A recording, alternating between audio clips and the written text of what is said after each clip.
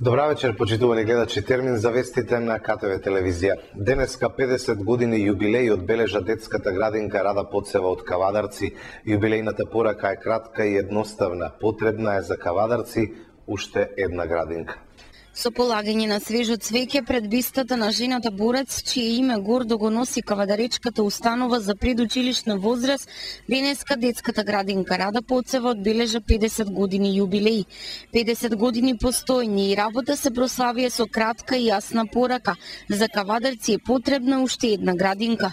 На работата некогаш и денес техничката опременост на градинката и генерациите кои минуваат низ неа пред камерата на КТВ се потсетија службеното лице кое работи од 75-та година и негователката вработена во 1982-та. Со отворањето на градинката Гоце Делчев, како сметководител и до ден денеска сум вработена таму, не сменив толку години во друга организација, убаво се поминав, убаво се работи, градинките се многу организирани, деца имало секогаш, посебно во овие последните години има многу деца. Треба да се прошира градинките, да се изгради нова градинка, веќе има многу деца. Работата е интересна, децата се весели. Ја во градинката сум од 82 година и има многу промени. Во почетокот немаше толку средства за децата дидактички. Сега е многу поорганизирано, има многу повеќе деца, опфатени се сите деца.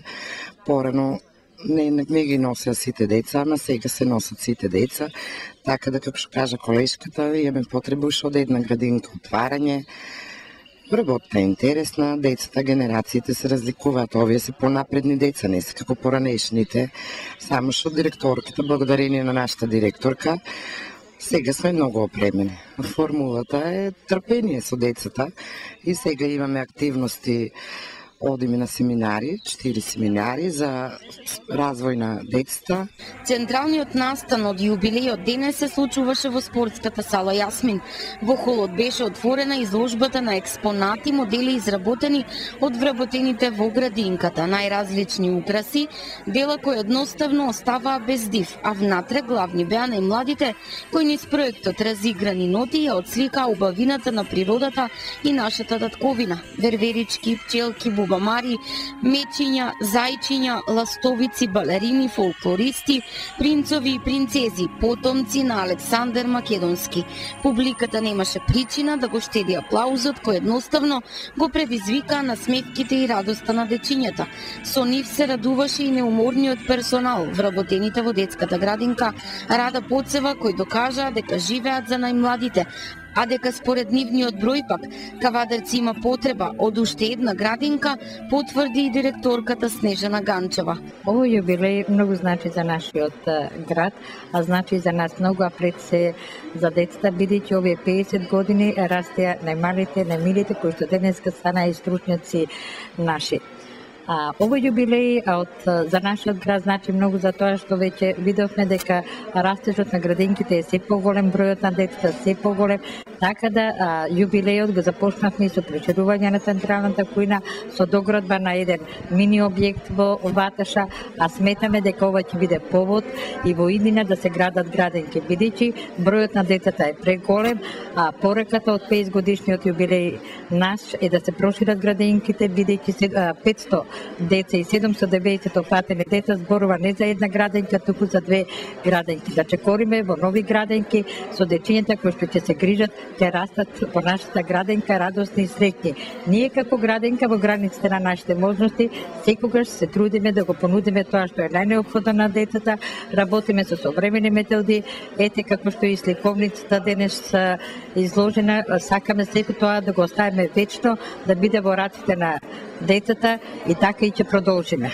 Моментално во детската градинка се згрижени 790 дечиња, а на овој настап сега што заеднички бевме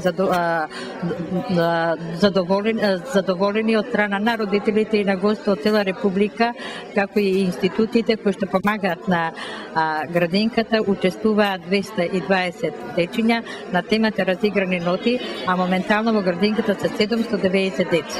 Дел од прославата по повод 50 годишниот јубилеј денес беа и представници на повеќе градинки од Републиката, меѓу кои директори на 5 градинки од Скопје, Куманово, Битола. Настанот го следеа и советници од Кавадаречкиот совет заедно со председателката Горица Пеливанова Вилхелм. Во рамки на прославата презентирана беше и сликовницата Мојот град, како и монографијата за детската градинка Рада Поцева. Денеска на улицата Ѓорги Соколов се асфалтираше просторот кој што е наменет за изградба на тениско игралиште, кој е во рамки на проект кој што го работи локалната самоуправа. Ова игралиште го почнавме уште во минатиот мандат, меѓутоа имавме мал застој во делот на исполнувањето на работите. Јас морам да истакнам дека сум среќен што еве продолжуваат работите со изведувачот Алпине во Скопје. Подружница Скопје, бидејќи се работи за австрийска компанија. Ова инвестиција, која што е нешто повеќе од 8 милиона денари, ја инвестира комплетно целокупната изградба, ја инвестира Агенцијата за млади и спорт.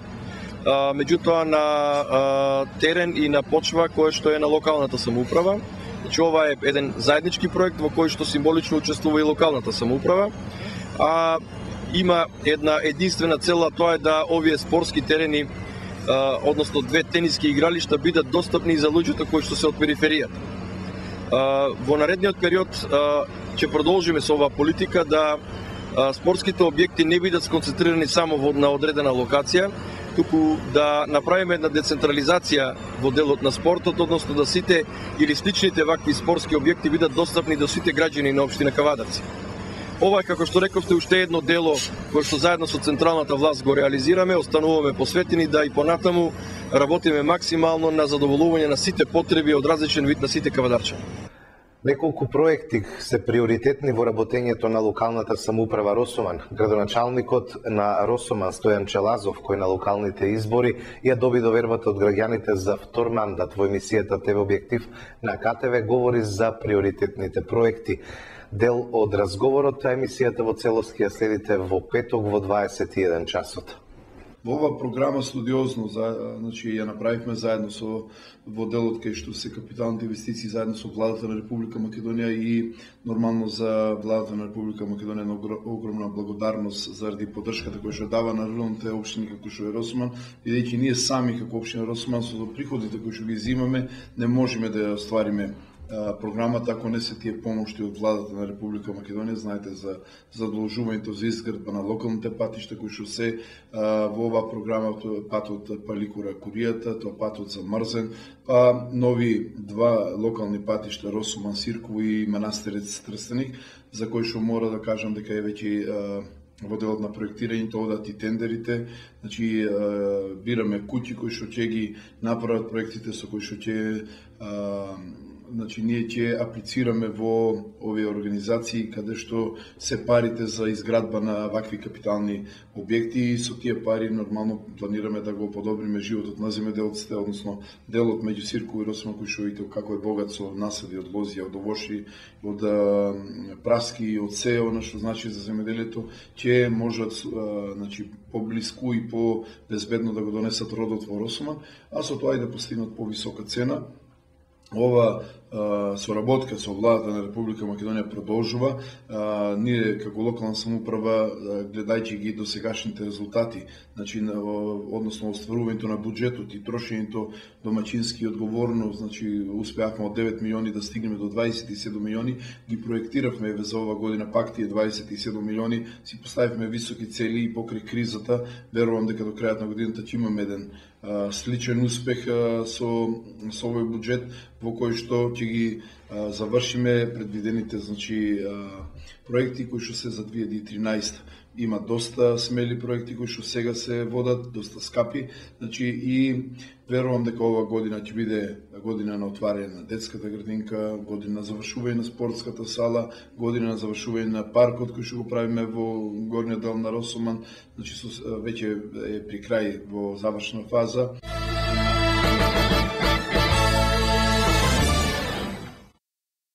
Кавадарчани трошат повеќе вода отколку што европскиот стандард, вели раководителот на водовод и канализација при јавното претпријатие Комуналец Кавадарци. Наспроти европските стандарди, според кои на еден човек му се доволни 150 до 200 литри вода дневно за да ги задоволи потребите за пиење и хигиена, еден кавадарчанец троши над 200 литри вода во еден ден, особено со настапувањето на горештините. Ова денес го соопшти раководителот на работната единица водовод и канализација при јавното претпријатие Комуналецот Кавадарци Маријан Прескакулев. Како се зголемуваат температурите, така расте и потрошувачката на вода за пиење во градот. Во текот на ноќните часови вршиме поголема акумулација на вода во резервоарите за сметка на денот, а со тоа притисокот на вода во дистрибутивната мрежа може да се намали во повисоките зони на градот во текот на ноќта. Се трудиме распределувањето на водата за пиење да биде рамномерно во сите делови на градот, нагласи Прескакулев. Тој апелираше до кавадарчани водата за пиење да се штеди, да не се троши ненаменски и да не се злоупотребува. 60 телевизиски станици од Македонија до Советот за радиодифузија доставиле барање за промена на дозволата за работа во пресрет на почетокот на дигитализацијата. Вкупно 60 телевизии доставија барање до Советот за радиодифузија за промена на дозволата за емитување на програмата од аналогна во дигитална, што треба да почне од 1 јуни годинава. Од 60 телевизии, 30 одлучиле да емитуваат програма преку Digi TV платформата на компанијата УАН, избраниот оператор за дигитално емитување на програмите, а 30 преку кабелски оператори. Сите 60 телевизии ќе добијат дозвола да емитуваат програма на дигитална платформа и ќе им важат од денеска, но официјално ќе им бидат врачени на 29 мај. Изменетите дозволи ќе им важат до датумот на важност на претходните дозволи, информира председателот на Советот за радиодифузија Зоран Трајчевски. Со измената на дозволите за работа, телевизиите немаат дополнителни финансиски обврски кон Советот за радиодифузија, освен што го плаќаат годишниот надомест, што е различен за секоја телевизија. Од УАН информираат дека со многу од телевизиите веќе имале разговори за техничките аспекти. Ние направивме дигиталната платформа, законот овозможува емитувањето да биде и преку кабелски оператор или сателитски, но сметам дека нашата Digi TV е најдобра затоа што покрива 92% од територијата, а со тоа ќе се зголемат понудите на Boom TV, плюс со користењето на ресивер на Boom TV, наместо досегашните 45 канали, ќе се добие можност за гледање на 60 канали. Ја има и можноста ресиверот да се носи со себе на планина во викендица и слично, рече на пресконференцијата главниот извршен директор на УАН Цирил Кафол. Во пресрет на дигитализацијата на телевизискиот сигнал, УАН ја намали претплатата во резидентниот Boom TV сегмент. Од денеска започна владиниот проект за вработување на 1600 лица во јавниот сектор. Овој проект опфаќа вработување на лица кои припаѓаат на социјално ранливите категории. Од денеска е пуштен огласот за вработување на 1600 лица во јавното претпријатие Македонски шуми, а ќе може да аплицираат сите лица кои се вметнати во овие категории и ќе имат еднакви шанси и можности за вработување. Право на пријавување ќе имат сите лица кои ги исполнуваат условите, односно долгорочно невработени лица со над 10 години, самохрани родители, еднородителски семејства и лица од семејство каде што нема ниту еден вработен. Владиниот портпарол Александар Ѓорѓиев истакна дека сите оние кои ги исполнуваат критериумите се добредојдени и дека нема да постои дистинкција по ниту еден основ. Ѓорѓиев додаде дека апликантите може да достават документи не само во Македонски шуми, туку и во останатите државни институции, каде врз основа на своите перформанси може да ја обавуваат својата работа.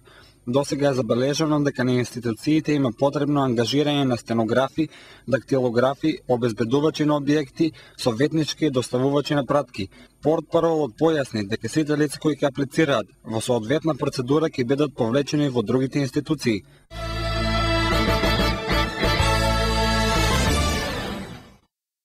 Гледате вести на КТВ, продолжуваме со останатите информации.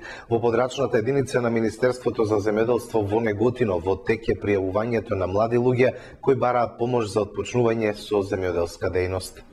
Во подрачната единица на Министерството за земјоделство, шумарство и водостопанство во Неготино во тек е аплицирањето на млади луѓе за помош за започнување на земјоделска дејност. Младите земјоделци можат да добијат помош до околу максимум 10.000 евра. Треба да имаат најмалку завршено средно образование и да се носители на земјоделска дејност, да се регистрирани земјоделци, ни појасни раководителот на подрачната единица Ѓорѓи Ајдов. Апликантите исто така ќе треба да достават и деловен план со кој ќе покажат за што планираат да ја употребат сумата која евентуално би ја добиле како помош од државата. Се ова е согласно на Националната програма за рурален развој, кажува Ајтов за КТВ телевизија. Бидете подготвени, ќе имаме изгор тропско лето. Барем такви се најавите од Управата за хидрометеоролошки работи. Подгответе се за изгор тропско лето. Метеоролозите од Управата за хидрометеоролошки работи од регионот се согласни дека летото 2013 година ќе биде многу топло и суво со повисоки температури од просечните за летните периоди во изминативе години. Ќе има услови за долги топлински бранови и за намалени врнежи, а најтопло ќе биде во август. Според Пеца Ристевски, климатолог во Управата за хидрометеоролошки работи, најголема е веројатноста ова лето да биде надпросечното топло. Се користат разни модели при подготвувањето на сезонските временски прогнози од повеќе светски метеоролошки центри.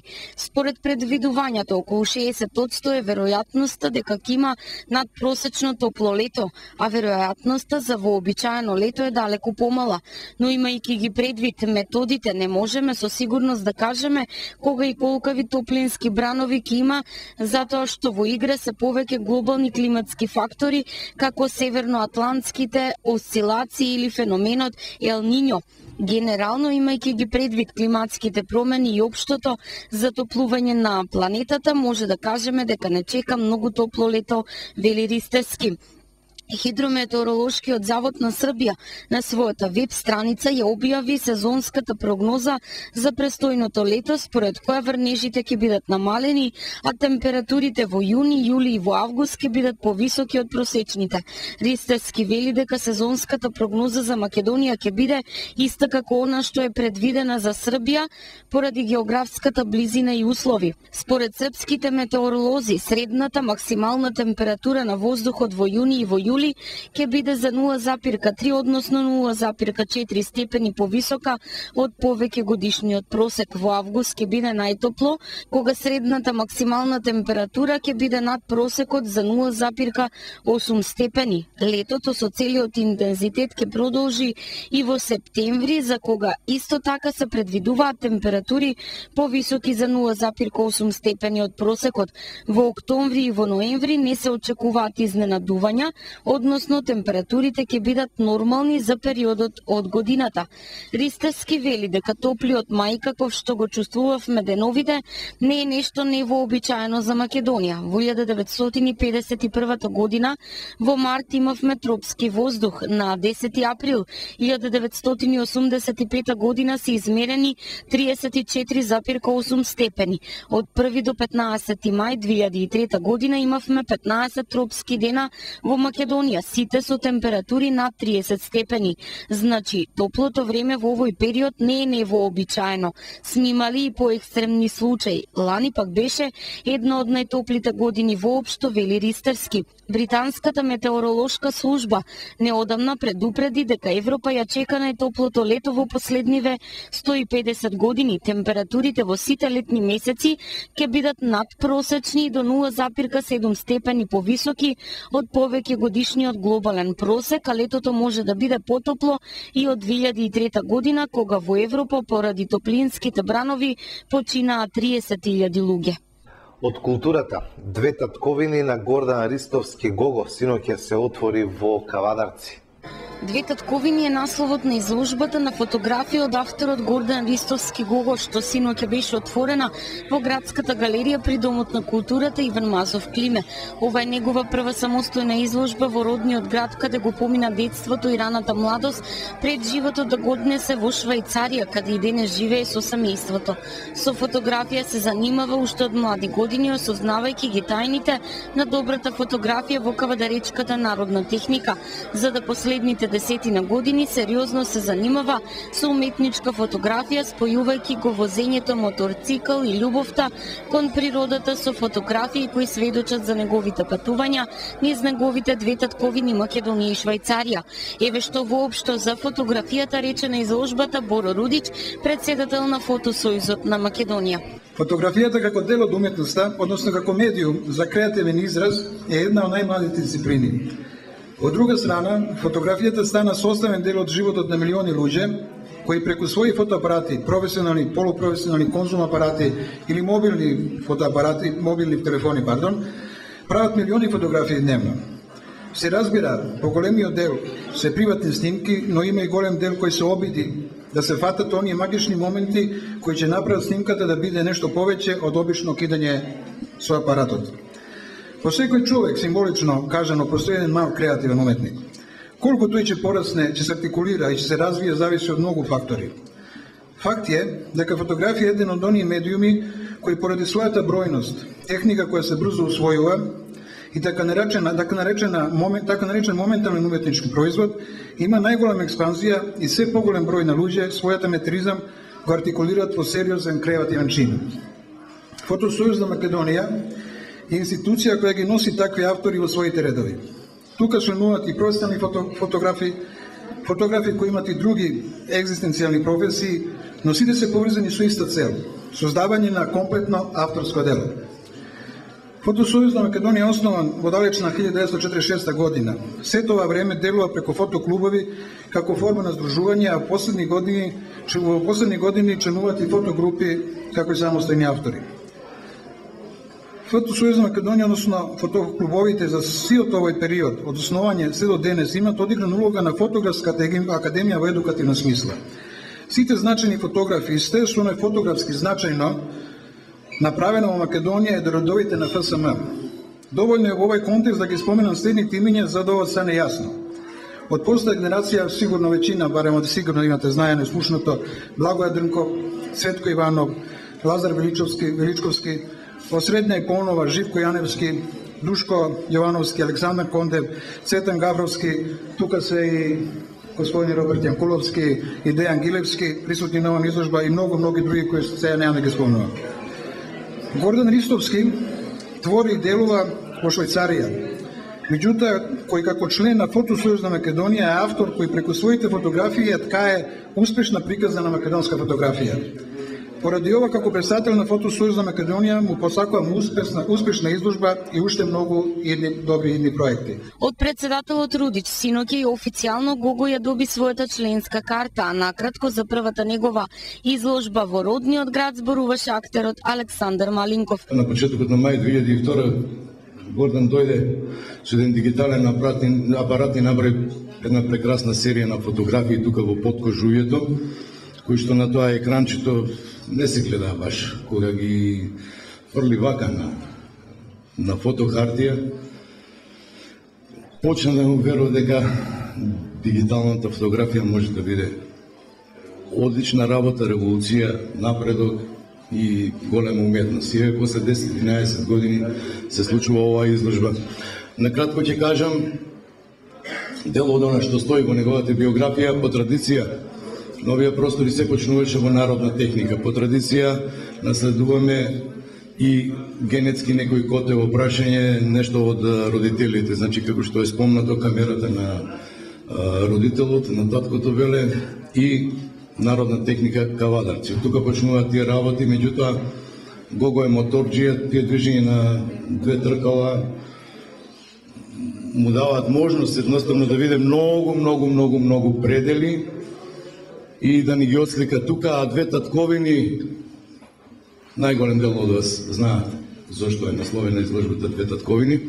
Голем момент е што ова е прва самостојна изложба на Гордан Ристовски во родната Македонија и родното Кавадарци. За мене зборуваат фотографиите, јас зборови немам, ви благодарам што ви има во голем број и уживајте во сликата на Две татковини и рече на публиката авторот Гого.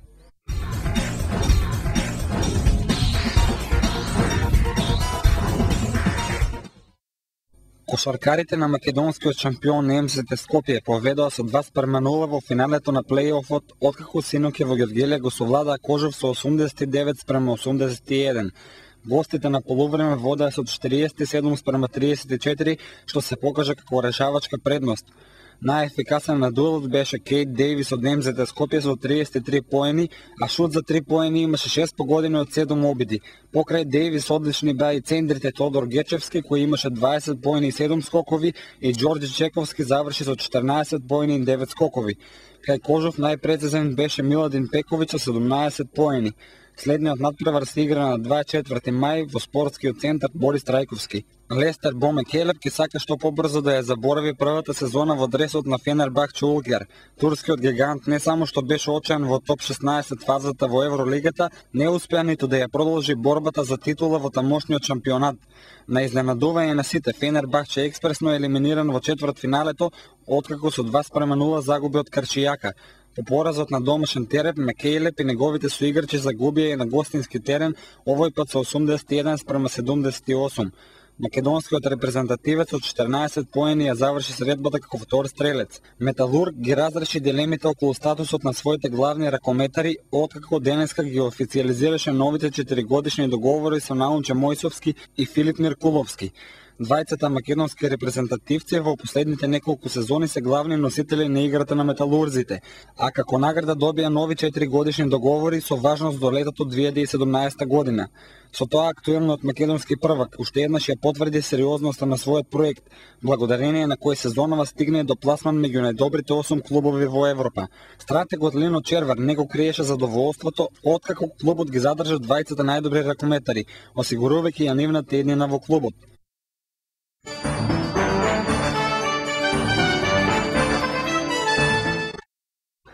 Со вонредна прогноза, поројни дождови, град и повторно каллив дож, ни најавуваат метеоролозите за вечер и утре.